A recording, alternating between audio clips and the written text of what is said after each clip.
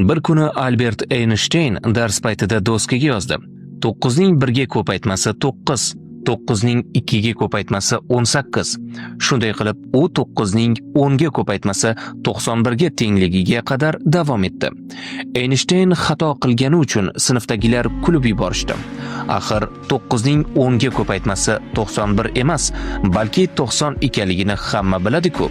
Talabalar uning ustidan kulishni boshladi.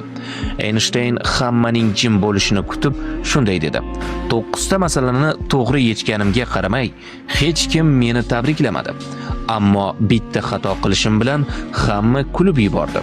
Bu shuni anglatadiki, inson qanchalik muvaffaqiyatli bo'lmasin, jamiyat uning eng kichik xatosini ham payqaydi.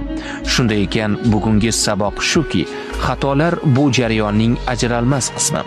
Einstein aytganidek, hech qachon xato qilmaydigan yagona odam bu hech narsa qilmaydigan odamdir.